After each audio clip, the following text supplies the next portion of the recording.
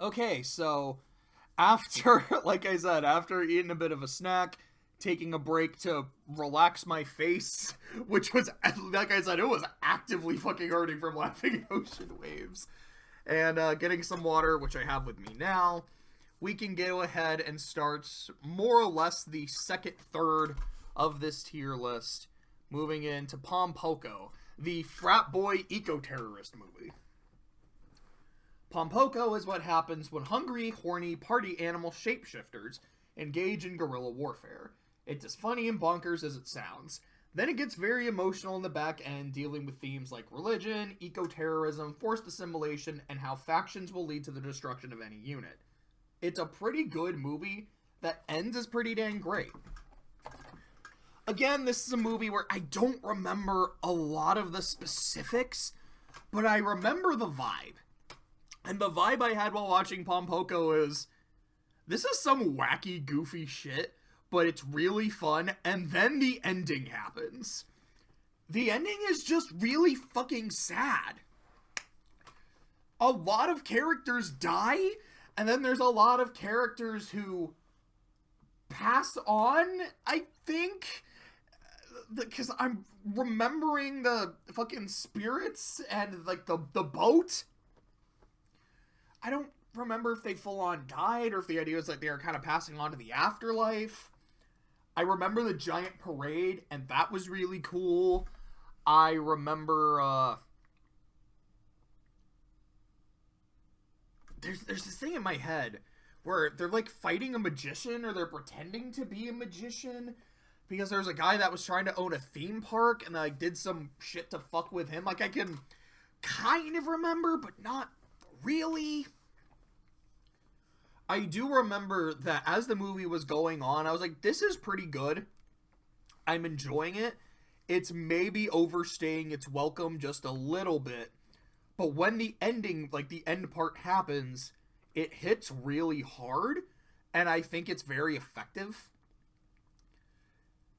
I think overall, I would probably keep it in the B tier. I respect it a lot for its ending. I don't think I like it. Like, I don't think I would put it in the same tier as Grave of the Fireflies, as Porco Rosso. I think it feels pretty fair to leave it around here. It is a movie that I do enjoy. Then we get to Whisper of the Heart. Oh boy. The first half of Whisper of the Heart is a charming film about books, middle school love triangles, and John Denver. Is it anything special? Not especially, but it's still a lot of fun. The second half is about romance, passion, and pushing and polishing your talents. Given that the talent in question is writing, it felt personal. Shizuku being terrified of someone reading her story but not being able to focus on anything else until she gets their opinion is something I felt several times. Especially her immediately saying her work sucks, and doubting genuine praise. I absolutely love this movie. I remember... So, yeah, it was last year is when I watched it. I remember around this time, like it was either for Black Friday or like just after Christmas, I went to a local vintage stock because my friends wanted to go to vintage stock. And I remember in my head saying, I don't want to go because I know I'm going to buy shit and I shouldn't. But I'll go, and the first thing I looked for was a copy of Whisper of the Heart, and I got it, so I own a copy of this movie. I think that's also when I bought the Trails in the Sky OVA, because I hadn't seen it, and I'd probably be better off if I hadn't. It's pretty fucking terrible. I got, what's it called? It's the color anime. It's the one where the girl can only see in black and white, and she can only see fucking color when this one dude makes it. Irozuku, I think is what it's called. Because I had watched the show previously and I fucking loved it, and I was like, okay, they have a copy, I have to buy it. There might have been one more thing I bought as well, or it was just those. But again, I remember I wanted to find Whisper of the Heart, and I did. I loved it. I remember it being a very personal feeling movie. And yeah, just like, my work sucks. I don't want anyone to look at it. No one should look at it. I can make it better. I have to make it better. I can make it better. Let's go do it and make it better. And you give it to someone and you're like, it sucks. I don't want to hear what they say. I'm so nervous about what they say. But all you can think about is, have they read it yet? Do they like it? If they haven't read it yet, is that because it is bad and I'm right that it's fucking terrible and that's why they're not reading it as much? And if when they tell you like, oh no, I actually really like this. This is why it was really good. Okay, but they're just saying that to be nice to me. They don't really mean that. No, they can't mean that. I'm fucking dog shit. Like, oh my goodness. This is like looking into a mirror. I'm kind of scared. It's so fucking good. Country Roads. They just start fucking singing Country Roads. And I'm like, this is great. This movie is excellent. You know where it's going. I'm sorry. Like, I love it, man. I really, really do. I have only seen it one time. I have not seen it nearly enough. I kind of need to watch it again soon. It's just wonderful. Princess Mononoke. Princess Mononoke has a weight and sense of greatness that most Studio Ghibli movies lack. That's not a slight against the other movies. I still prefer some of them over PM, but a result of their usual low-key, relaxing Sunday afternoon vibe. I love the shades of gray in this film. Jiko is genuinely affable despite the lengths he'll go. Eboshi has no qualms about destroying a forest, yet shows a fierce devotion to her people. The wolves and boars have every right to protect their homes, but are assholes to everyone, with Ashitaka in the middle trying to keep everyone from destroying each other. The violence adds a sense of weight as well, especially for Ashitaka. He could kill these people if he really wanted to, but will fight for peace even at the cost of his own life. It's like Nausicaa, especially with nature fighting back against humanity, but I like the pieces around the protagonist more. But it's also the first Studio Ghibli film without flying, so it sucks. Because, like, when Jose and I were watching this movie, we kind of had, like, not an actual drinking game, but just something we would realize. They're like, oh, there's a scene of something flying or someone flying. That's a check mark. Like, someone, like, running really fast downstairs is usually one. If someone's hair just starts standing up and that kind of shit. Those are the ones that come to mind. There might be a few others, but there's almost always something flying, and I don't remember seeing anything flying in Princess Mononoke. Maybe there's like a bird that I'm not remembering very well for some reason. Here's the thing. I have seen this movie 4 times. The first time I saw it, I did not like it. And I honestly think it's because I was expecting something more like Spirited Away or Laputa, in terms of, you know, not being really fucking long and not being really fucking violent. It just caught me off guard, and I was also really young and couldn't really get what it was doing. Then I watched it again with a group of friends, like 3 years ago, 4 years ago, and I was like, okay, this movie's really good, but I was somewhat distracted. I think we were playing D&D, or we were playing Magic. There was something else we were doing.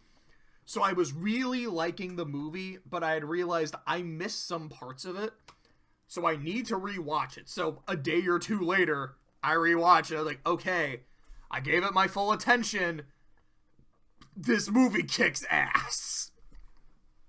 Then, the 4th time, watched it as part of the Ghibli marathon, and yeah, this movie kicks ass. I think it's really, really good. And I do think it's a very interesting companion piece to Nausicaa. It is a story, like I had said in my review to my friend, about nature fighting back against humanity because humanity has gone too far. Or it's like humanity is overstepping its bounds. In Nausicaa, there's these other factions that, like I said, they almost feel interesting, but they just never quite did for me, because it did always just kind of feel like they're assholes. Nausicaa is a good person. please root for her and don't put much thought into them. With Princess Mononoke, I didn't have that same vibe. It does feel like the, what is it, Irontown, I think is what it was called? The people there are all, like, really interesting. Like, yeah, Eboshi is a fucking, Lady Eboshi, I believe that was her name, is a piece of shit. And how far she is willing to go to fuck up this forest. At the same time, you do get this genuine sense of love and respect for her people. And Ashitaka, even though he's like, yeah, she is kind of awful, in this regard, she is a good leader to her people. There's nuance here. And even if I want to help the forest, because I genuinely do, I don't want to completely fuck over the people of Irontown, because these are good people trying to do their best. And again, when you look at the forest, and the boars, and the wolves, they're protecting their home from invaders, people who are trying to kill the forest spirit, people who are trying to take their land, people who are trying to fucking kill them. That's very easy to sympathize with. They're also fucking assholes. So I don't fully sympathize with them. And I love that. I love how gray this movie is. But this movie is red because there is so much blood. It's so fucking violent. Like, I remember Ashitaka fucking shooting a dude's head off with a bow and arrow and watching it as a kid going like, what am I watching? And then as an adult going, yo, this movie's sick as hell. I think it's great. I think it's really, really great. It's here for sure. Do I put it in? I would say I think I do like it more than Porco Rosso. I think I overall do like it more than Grave of the Fireflies. I think I can put it in S. I really do. I just fucking love the edge that this movie has. I think it's so fucking good. And again, like Kiki, I'm glad I watched it again, like some years later, and had a better respect and understanding for it. And I really, really hope I can have that same experience sometime with Only Yesterday. My Neighbors, the Yamadas. Let's see, what did I say about this movie? My Neighbors, the Yamadas has a minimalist art style while remaining a beautiful movie with moments of great animation, such as the bobsled. It's a collection of shorts rather than a cohesive narrative. It's funny and charming, but there's not much else. What I remember from this movie is thinking, this movie is way, way longer than it should be. And I don't think it's actually all that long. I'm about to check. How long are My Neighbors, the Yamadas?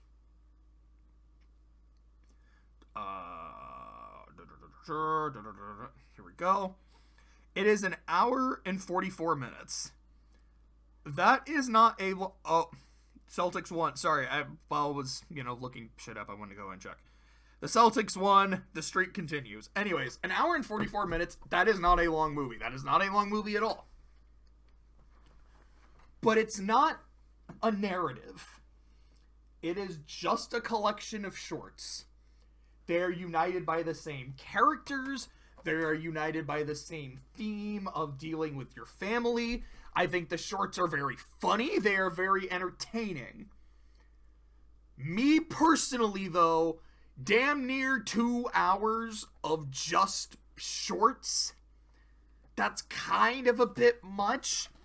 I feel like if you wanted to take these characters and give them a full narrative, the runtime would be fine. If you don't want to do that and you just want to do the shorts, I can't think of any specifically off the top of my head I would want to cut because I don't super remember them.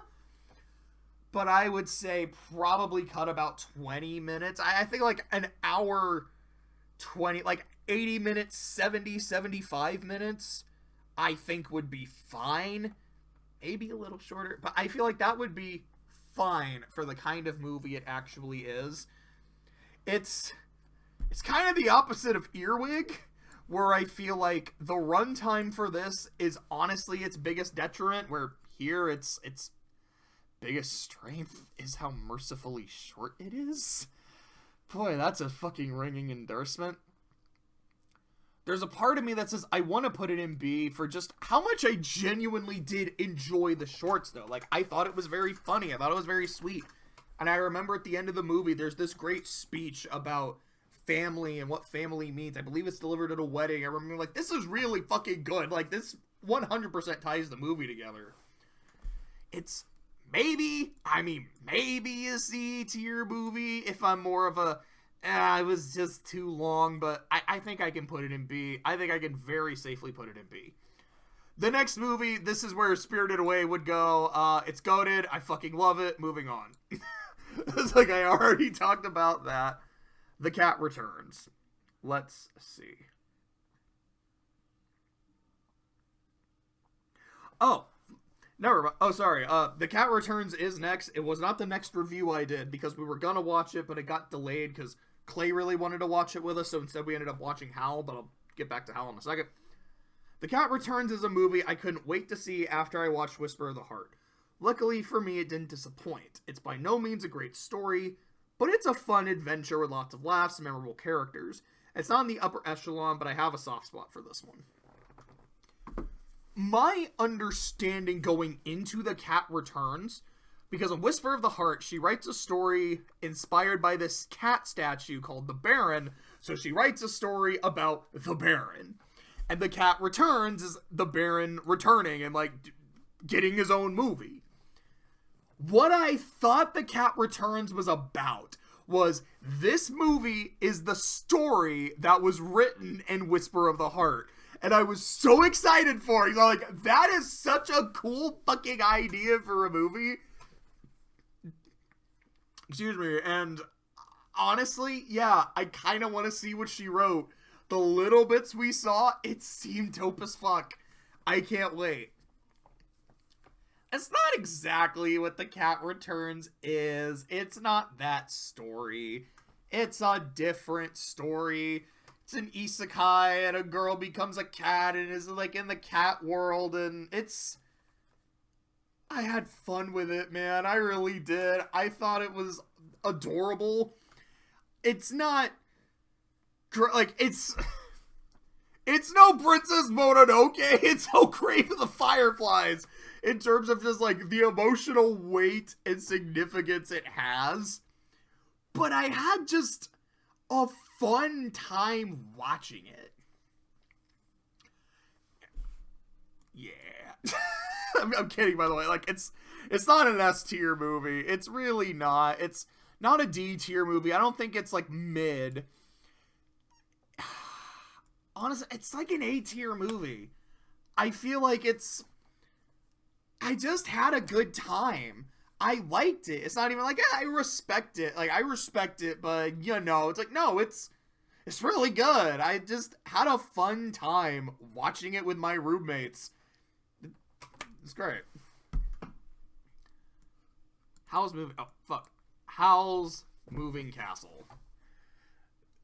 Like I've said, I think out of all the movies on this list, I've seen it the third most amount of times.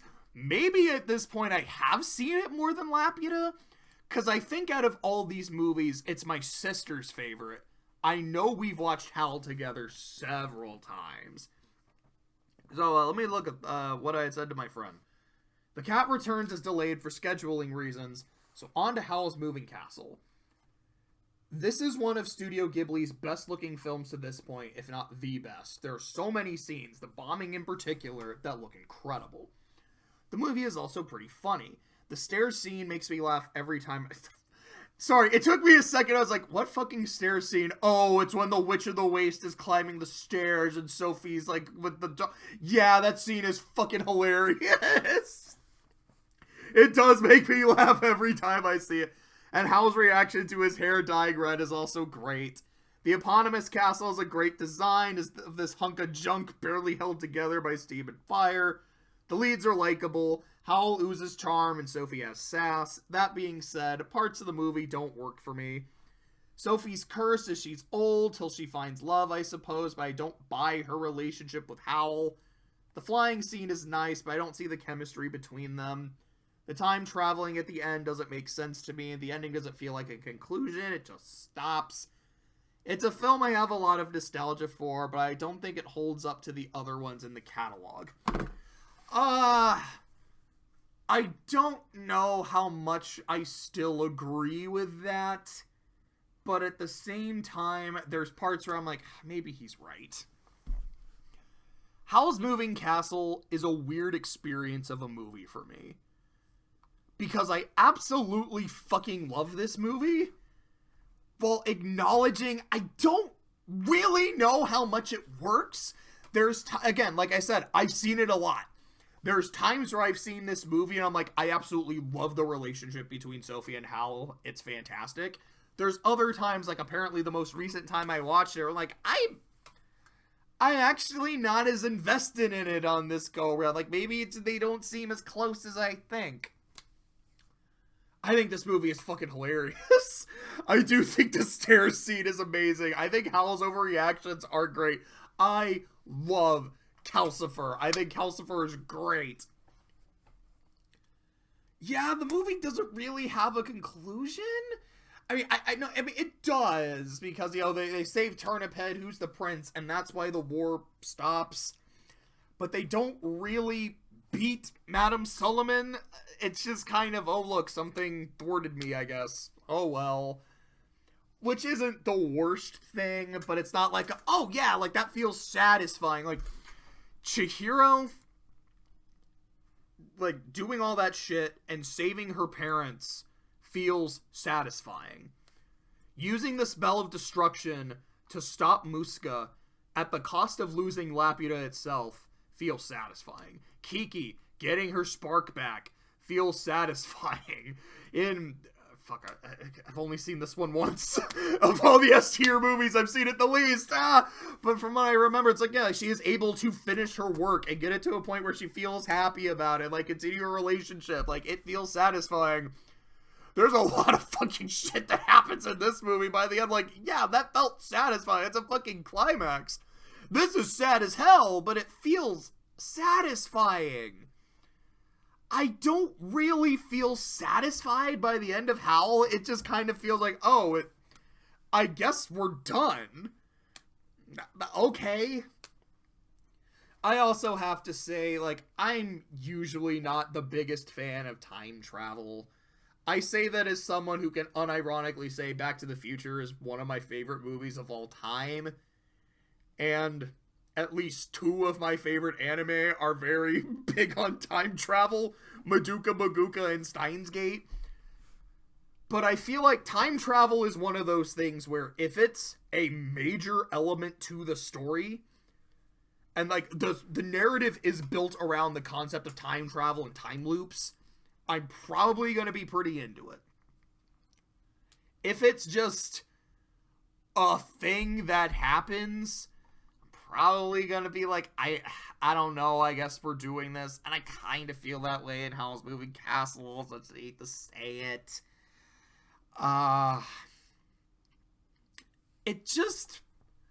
It depends. Because there have been times where I've watched this movie and I'm like, it works, it's great. There's other times I've seen this movie and been like, it doesn't. It does not belong here. It does not belong here. Does not belong here. Does not belong here. I think on my most recent watch, it would be here. Based on nostalgia and how many times I've seen it, it's probably up here. It's maybe more around here. I kind of just want to balance that out. Maybe I should just watch it again and be like, okay, like, was I in a bad mood? Was I in a mood to be way too critical of Howl for no good reason? I do really like it, though. I do like a lot of the designs. The movie makes me fucking laugh. I'm gonna leave it there. Maybe that's incorrect. I don't know. But it's what I'm gonna do. I've made my decision, okay? Now we move on to Tales from Earthsea. The first in the Goro Miyazaki trilogy. Tales from Earthsea doesn't deserve its reputation as an awful film, but I wouldn't call it a good one either. It looks good, has an amazing score, and a great opening with fighting dragons and a political assassination. Then it focuses on the low-key story of the prince behind the assassination, but meanders for about an hour. Prince Arin has the tools to be an interesting character, but it doesn't quite come together. The climax is underwhelming, except for an out-of-nowhere cool thing right at the end. But at least the dragons looked cool. I have never read Tales from Earth. I mean, I haven't really specified that with any of the others. Any of these that are based on existing properties, like I know Howl is specifically based on a book. I have not read, watched, whatever. Spirited Away, like I've said, to me, it gives me a very strong Alice in Wonderland vibe, so I guess I'm familiar with that because I'm familiar with Alice. Ponyo, which we'll talk about in a bit, it's Miyazaki doing The Little Mermaid, so like I'm familiar with that, but what is that? Oh, that's Poppy Hill. All these other, even the Tale of Princess Kaguya, it's not a tale I was as familiar with. Like, I know aspects of it. So for the most part, I'm not basing this on the source materials. I think this is fine. I really, really like how the dragons look. Like, these skeletal fucking things, I think are cool as hell. It's starting with the prince. I believe it's like the king is assassinated, and the prince fucking does it. You're like, that's cool as shit, and yeah, then the movie does just kind of meander. I think it's that he's going into hiding, and he hides out on a farm, and that could be interesting. It just wasn't. And then the girl that he's hanging out with most of the movie, it's either at the end she summoned a dragon, or I think she turned into a dragon, which was fucking cool, but came right the fuck out of nowhere. But it was cool. I just remember watching the movie and almost being disappointed that I wasn't more disappointed. I was like, man, for the movie, that's legendary for how bad it is. For, I believe the story is, Hayao Miyazaki walked out of the premiere and it said Goro wasn't ready to direct a movie yet. I was expecting something bad. I just kind of got mid. Which, compared to generally speaking, I think is definitely disappointing. But it's not really all that bad. It's just kind of, Ponyo. Hayao Miyazaki's The Little Mermaid. Ponyo is a gorgeous film with likable characters, so it's certainly a Miyazaki film. The first half of the film is surprisingly aggro. Ponyo spits on anyone who roasts her, Fujimoto hates all humanity, and Lisa drives like Cruella de Vil. The movie calms down a bit once Ponyo becomes a human, and is mostly low-key with the exception of the moon going Majora's Mask. The water running scene is easily my favorite of the film, and I'm a big fan of Fujimoto's design. He looks like the fusion of Willy Wonka and Beetlejuice. It's not my favorite adaptation of The Little Mermaid, but it's one I certainly enjoyed. I'm actually struggling to remember a lot of what happens in Ponyo. I do remember her running on the water and it being cool. I think Fujimoto was the name of her dad then. And I do remember, his weird Willy Wonka Beetlejuice-ass design. I remember her really liking ham. I remember there being a lot of rain and, the world getting flooded. I just don't remember a lot, but I remember having a really genuinely good fun time. So I feel like the vibes, we're on A tier vibes, not quite S tier, but we were definitely on A tier vibes. I had a really good time with it. The Secret World of Arietty. I know that one's a book. I think it's Arietty the Borrower or some shit. The Secret World of Arietty is the movie I hoped Totoro would be. A movie about moving to a new place and befriending the local supernatural creatures while stuff actually happens. I loved watching the borrowers traverse the house. The terror they feel when they see humans feels completely justified when we see humans or people from their perspective. Excuse me. The music is unique for a Ghibli film, having a Gaelic vibe I really enjoyed. There's a scene a little before the climax between Arietty and Sho that's very emotionally charged that gave the film a surprising amount of bite along with its ending. It's still an optimistic ending, though not a happy one. The villain has good intentions, but goes way too far. Haru isn't wrong about the borrowers being thieves, unless they plan on returning used sugar, tissue, and paper. But that gives her no reason to kidnap Arietty's mom and lock the kid with a poor heart in his room and call pest control. Like, damn. Overall, I enjoyed this film a great deal. Yeah, I remember, I like this movie. Alright, I need some water. Give me a quick second.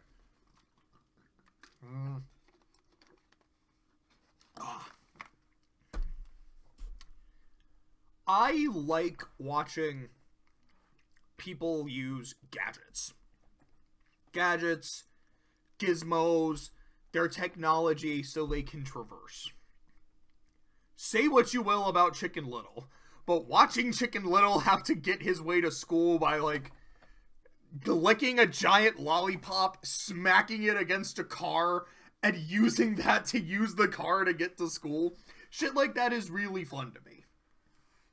And that's one of the things I love. Like, yeah, watching the borrowers traverse the house and the shit they do is really fucking neat. I don't fully remember the scene between Sho and Arietty, but I remember just being like, damn, what an asshole. Like, I get it. And like, I don't completely hate him for this, because I get where he's emotionally coming from. To like, but damn, that was kind of fucked up. I remember the ending. The ending is, despite the genuine friendship between Arietty and Sho, despite the fact that the actual master of the house is pretty chill with the borrowers, it doesn't matter. They have a rule. If we're seen, if humans know we're here, we gotta go. And all the shit the maid did fucking up the house. From what I remember, the maid kind of looked like an old Sophie. That's how I'm seeing her in my head. I don't remember how accurate that is. But, brain stop for a second. Like, this is our rule. We have to go do it. And there's this sense of, we're gonna find a new place, and when we get there, things are gonna be okay. But it feels very bittersweet, and I just remember liking that. I did enjoy the fact that this movie had a bit of a bite to it. It's not an S-tier movie. I genuinely don't think I can make an argument that, like, yeah, this is one of the best. It's an all-time... Like, it competes with Spirited Away. It's not in that category for me. I would give it an A, though. I think it's just neat as fuck. From Up on Poppy Hill, the second film in the Goro Miyazaki trilogy, but also a collaborative effort with Hayao Miyazaki. Let's see, what did I say about Poppy Hill? From Up on Poppy Hill has a lot of things going for it. A jazz-inspired soundtrack, a heart-rending dream sequence, a strong theme of the past chokehold on the present, and it's a collaboration between father and son that warms my heart. But, alas, there's the twist. What starts as a cool, albeit underdeveloped romance becomes uncomfortable with a long-lost sibling revelation. But it's all okay, since due to adoption chains, they're not actually related. It's a bizarre plotline that ultimately leads nowhere, which is a shame because the movie would be a lot stronger without it. From what I remember about Poppy Hill, I fucking loved it. I was getting really into it. Like, I do remember, like, this more kind of jazzy soundtrack. I do remember her dream where it was either her dad or her mom. I don't remember which of her parents was missing. Maybe it was both. And I believe she had this dream of her parents coming home and her being with them and them calling her name, and then she wakes up, and it was devastating. Then, yeah, there's the twist that, hey, this guy that you met and you're becoming really close with, and you're kind of starting to have a thing for him, and maybe he's starting to have a thing for you. Yeah, he's your long-lost brother. Ew. But at least they try to make it interesting with, like, well, we might actually be related.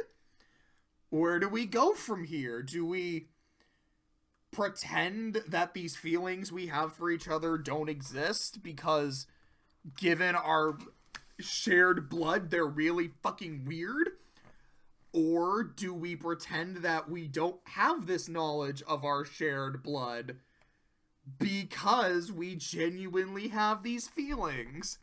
But then everything's okay. It's like, oh, wait a second. I'm not actually related to you. I'm related to these people. So it's okay. We can be a couple. Like, why was this a plot point?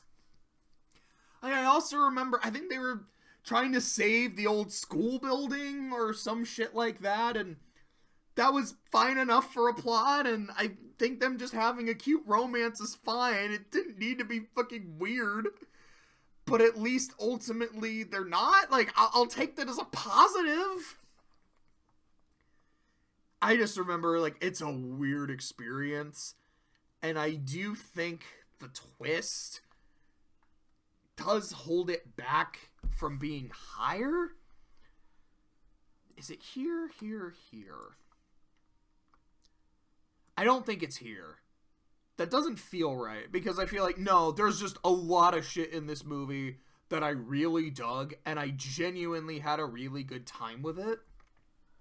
It's not up here, that's for sure. I might put it here. Because I again, the vibes. The vibes were, that's really fucking weird. But aside from that, the rest of the vibes were great. So is it I really respect it, but the weirdness keeps it from A, or it's, no, I could still put it in A. I think I'll keep it there for now. I think that's right. I think that's correct.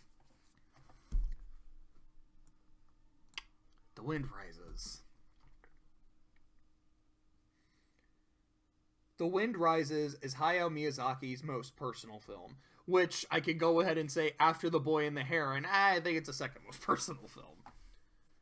It's a story about the joy of creation and inspiration, the fear of a creation's misuse, and an artist's time limit. In short, it's about passion and retirement, fitting for what was intended to be his final film at the time. It feels just as much as a goodbye as it does a story. It might be his best-looking film. The earthquake and plane graveyard scenes in particular are breathtaking. The flying scenes look great, of course, and there's a lot more than usual. This movie has one of my favorite Ghibli romances, Jiro and Nahiko. Jiro and Nahiko are endearing, and their scenes together are sweet. The scene of him working through his tears on his way to see her with haunting music playing is amazing. The theme of returning home to family after work is done just... Yeah, sorry. I've said this a lot on my channel before. There's a reason I try to do my videos the way I do them, where I just take notes and kind of go off and don't read from a script. As you can probably tell, yeah, I trip over my shit a lot more, and I feel like I sound a lot more robotic, and I'm not even trying to, but I can feel the energy difference, and I hate it, but I feel like I at least want to get these thoughts out there. The theme of returning home to family after work is done just adds to the retirement vibe of the film. I feel like I'll love this movie more as I grow older and reach the end of my own career. As for now, I already think it's fantastic. I love this fucking movie. It's really, really good. And yeah, I remember watching it and thinking, this is a perfect swan song film for Miyazaki. I know it's not the first retirement movie. I think I've heard that Mononoke was a retirement movie. I think I've heard the same for Ponyo. I don't know if those are accurate. But that's how The Wind Rises was billed. That's how The Wind Rises, feels.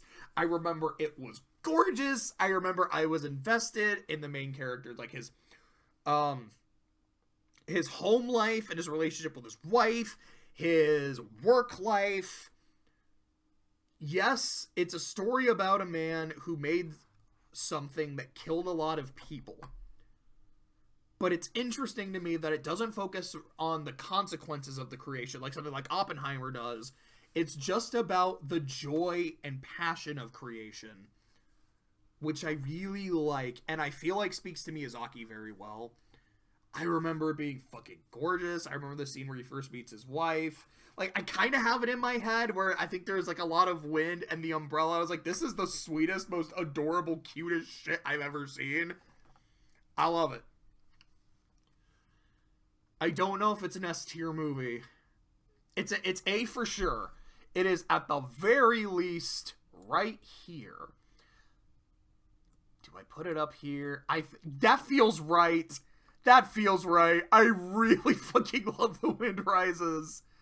Maybe the S tier isn't as short or as small as I thought it was going to be, but we'll do that. On to The Tale of Princess Kaguya, which I believe is Takahata's final movie. I mean, technically, he did have some production on The Red Turtle, but I believe this was the final movie Takahata directed before he passed. The Tale of Princess Kaguya might be the film I most wanted to watch. I'd seen short clips of its animation and the unique look caught my interest. I understand that this movie had no deadline, so the team took as much time as necessary to finish it. It's also the most expensive Japanese film ever made. The time and money is on full display because this has my favorite look of any Studio Ghibli film. The characters are very expressive. The scene of Kaguya running from the palace is one of my favorite scenes in the whole catalog. That is 1000% true. That was what I had seen. That was what I had seen when I first heard about the movie. I think it was the Oscars that year because, they're like, this movie, they'll play a scene. It was that. I was like, what the fuck is this? This looks impeccable. I gotta see this movie. And as a sucker for the flute, I enjoyed the soundtrack as well. Not to say I didn't enjoy the story, because I loved it. Kaguya is one of my favorite Studio Ghibli protagonists. She's a princess who doesn't want to be, but it doesn't feel cliched to me. And there's two reasons for this. First, I saw Kaguya happy without living in the capital and having expensive clothes. It goes beyond I want what I don't have, since she misses what was taken from her. The conflict is her father working for her future, but at the cost of her current happiness. It's understandable from both perspectives. I almost cried at the ending. This film is Isao Takahata's swan song, and I'm glad to have finally watched it. Yeah, I fucking agree with all of that. I love how this movie looks. I remember really liking the characters. I remember just a lot of goofy shit happening with the suitors. I do remember getting really emotional at the ending. I remember really liking Kaguya as a character. And I do think that conflict of I'm working for your future happiness versus your current happiness is actually pretty interesting. This movie's great. I do think it's Takahata's best. It's an S tier movie, man. It really is. When Marnie was there. Let's see. When Marnie was there is a film I didn't quite get into, but by no means dislike. The themes of loneliness, abandonment, and bitterness are interesting and at times relatable. Anna can be too aggro at times, but it stems from genuine social anxiety rather than malice. Her art is her fortress of solitude. She feels comfortable when drawing, but hesitates to share it with others. I love Anna's conversation about the complications of being a foster child. She hates her parents for abandoning her, although dying wasn't exactly their fault. She loves her new family, but the government subsidies make her question if their love is genuine or fake. The stuff with Marnie is fine, but I didn't find it quite as interesting. I do like the reveal, and the image of Anna crying while watching Marnie's flashbacks is my favorite of the film, but I wasn't as invested in the mystery of who she was throughout the movie. It's a solid film that's certainly worth a watch. Yeah, I remember watching it and thinking it was fine. I just wasn't super getting into it. I do remember enjoying the themes, and I do remember Marnie's backstory when it's finally revealed, like, who she is in relation to Anna, her life story, and Anna just watching it and crying. That was fucking beautiful. I just remember it being okay. Not bad. Not great. I thought it was fine. I don't know. Maybe I am underselling it. I think I am underselling it. I think I liked it more than that. I think I'll just leave it where it is. I think I'll leave it in B. I was gonna put it in C, but I'm like, no. I think there was enough shit that was really good. So we'll leave it there. The Red Turtle. So for this one and this one, I don't think I did actually write a review of it. I just made videos on it. The Red Turtle is staying right there. I think it's a B tier movie. I don't particularly really like it, but I do respect it quite a bit for what it is. I think it looks very good. I mean, most of these look really fucking good. Like I've said earlier, it doesn't really say much. But I really respect it for being a movie that has virtually no dialogue. It's a movie that's, even for a Ghibli movie, is really about the vibes and really about the themes, and you're really not supposed to question what's happening because it's fucking weird.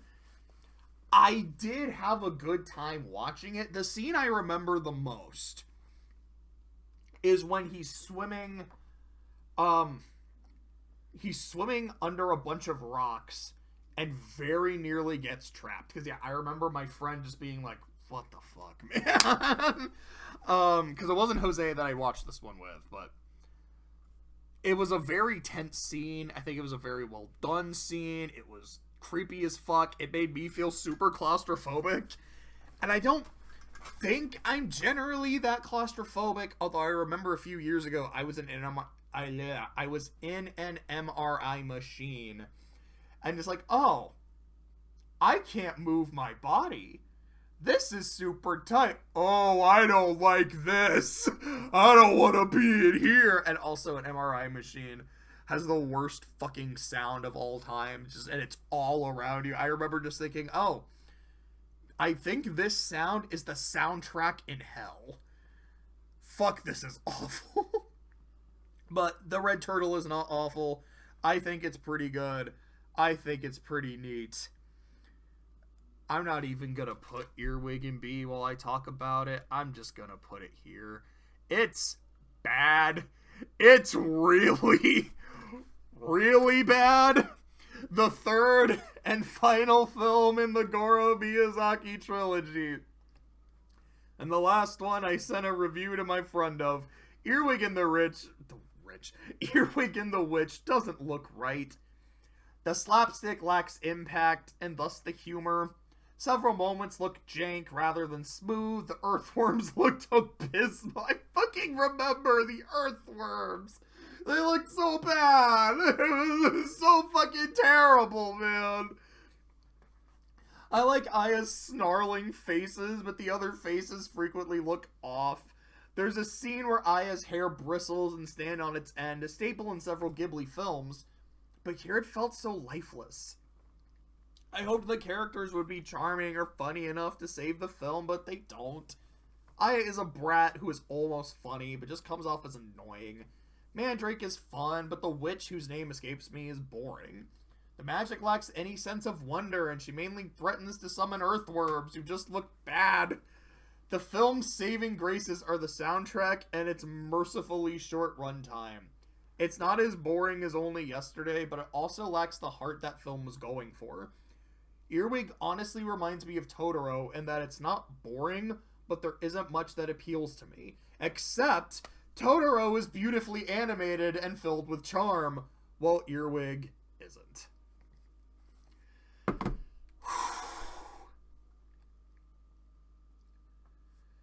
This film, by all accounts, should not be an F tier movie. It should be a bottom of the fucking barrel movie.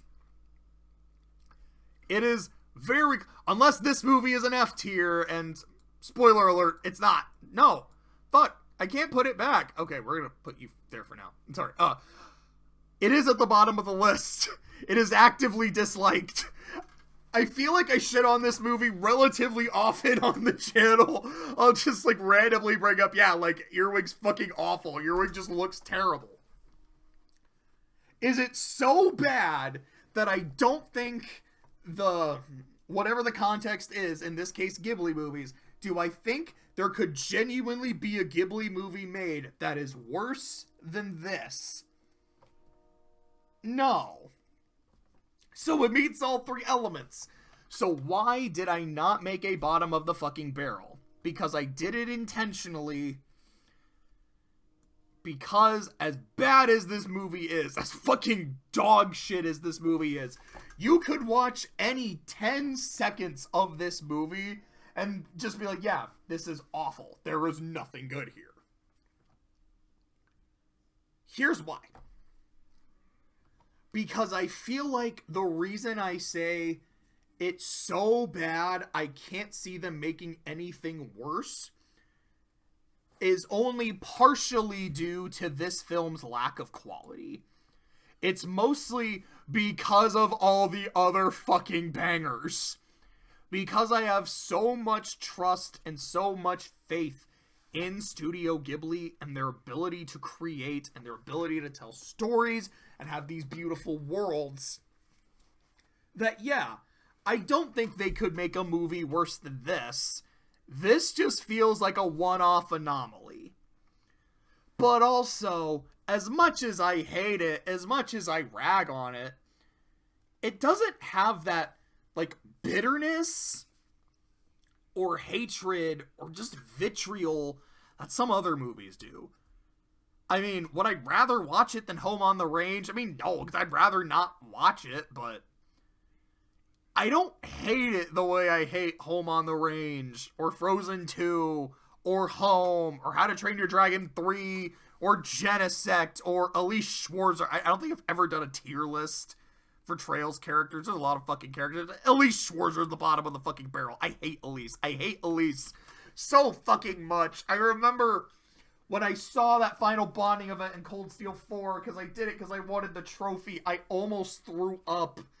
And I remember talking about it in one of my Cold Steel reviews, and I remember almost throwing up in my Cold Steel review. I was like, dude, I felt it. She is disgusting. I hate this character so much, man. I don't hate Earwig nearly that much. It's just bad. At one point, I had it in the same tier as Only Yesterday, but I'm like, no, that is so disrespectful to Only Yesterday. I don't like that movie, but I can see what it's doing. I can see what it's going for. It just didn't quite work for me. Yeah, Totoro is a movie I don't really get into, but I can see how it would work. I can see why so many people would really like it. Yeah, I don't think Earthsea is good, but I don't know. I kind of fuck with it. I kind of fuck with parts of it. This is just not good. It's pretty fucking awful. But it's not the worst movie I've ever seen. It's the worst here, but I don't even think it's bottom of the fucking barrel level bad. It's just pretty bad. I do remember, though, when I finished watching it, my brain was like, okay, thank God it's done. This is not bottom of the fucking barrel bad, but if I had to watch another 15 to 20 minutes, it would be. It was mercifully short. That is the best thing. I guess apparently I like the soundtrack. But that is what I remember. Mercifully short. Otherwise, it would have been... Oh, I guess I would have had it made it here. It would have been below. But now, The Boy and the Heron. How Do You Live? The current final film in Studio Ghibli's repertoire. The currently final film Miyazaki has made, although apparently he's already making his next movie, which... Are we even surprised at this point? The man is not gonna stop until he drops.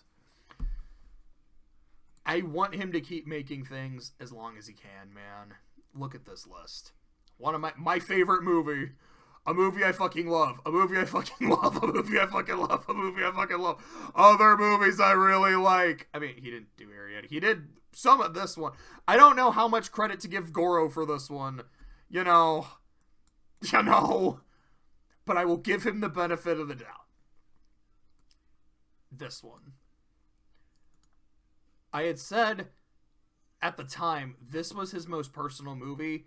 That's not the case anymore.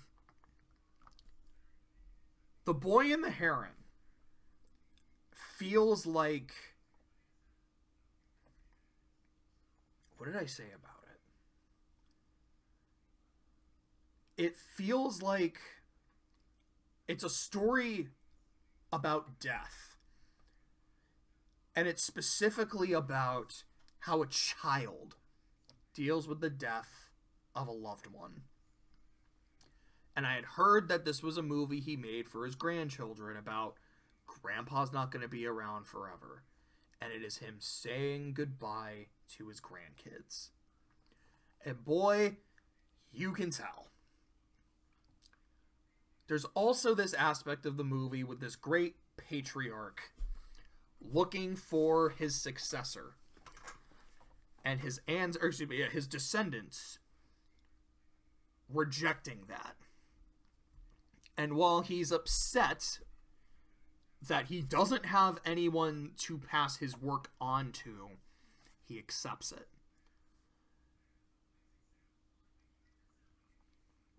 My understanding is, Goro meant to be a successor, and unfortunately it hasn't gone as well as they would have hoped. I know they've tried to groom other successors and other talents, but I know the director of Arietty and Marnie is no longer with Ghibli. The director of Whisper of the Heart unfortunately passed away. Takahata has passed away. Miyazaki has not been able to pass on his legacy. And that part of the movie, it's like, man, I feel that. And again, not in a way where I'm like, that hits me personally. Like, I can feel the creator in here being so frustrated that the legacy can't continue, but isn't bitter about it. And it's like, I've gotten to a point where I understand and I've accepted it. The movie is beautiful to look at. Gosh, like the first few minutes of the fire looks phenomenal. I think the soundtrack is phenomenal. I love the first design of the heron. The fucking Grumblemon wearing the bird as a hoodie. I don't like it. I still don't like it. I think it just looks nasty. But the full bird, I think, it looks nasty as hell, but I love how it looks. All the adventures in the world, I think, are okay. I don't love it. I don't dislike it. I really feel like this, to me, is the definition of a B-tier film. It is visually stunning. The soundtrack is incredible. And the themes are very, very strong. In terms of how much I enjoyed the film, like getting into the plot and the characters and the world, I got into it. I got into it a decent amount. But I did feel like as the second act was going, I was like, I don't know. I feel like we're kind of spinning our wheels. Like, I'm just not as, like, I loved the first third of this movie. And then the second third, I was like, okay, I guess we're doing this. I guess we're still just kind of doing this. And I feel like it gets more on pace, more all together in the last third. I definitely like it more than I dislike it, for sure. But I know I respect it more than I like it. You know, looking at this list, that's correct. This movie belongs here. These movies, to me, all belong here. Then I look at the A tiers. I'm calling an audible. I think Grave of the Fireflies does need to be an S tier movie. Like, no, it's really good. It is really fucking emotional. I think that's correct. That's correct. I think it's still an A tier movie. Just how much I genuinely enjoyed it. I think Howl based solely on the last time I saw it, would be here. Based on previous watches, would be up here. So I think I could leave it here. Yes. Yes. Yeah, there's some weird shit in it, but I do think I really did enjoy it. Yes. Yeah. Fuck, I am just laughing every time I think of Ocean Waves. I could maybe argue that Pom Poko should be higher. Real quick, if I put it up here, how would I feel? I kind of like that. I think I do. I think I'll say that's there. That feels right. That feels right. Yes. Yes. This feels super disrespectful to have it so low, but I just don't get into it. Yes. Again, this one I do feel is kind of mean, but I also didn't get into it. But I'm hoping it could have that Kiki redemption arc. That is correct. Unless I were to add a bottom of the fucking barrel. But I don't think I will. It's Captain America. No, I don't think I will. So there we go. That is my ranking of the 25 Studio Ghibli films. Thank you for watching. Is there a Ghibli movie with like a really iconic goodbye at the end? Probably is, but my brain just isn't working. I think my brain just wants to sit down and relax. So, ta-ta and thanks for the fish. I don't know, but I'll see you in the next video, whichever one it is. But I'm glad I was finally able to get this done.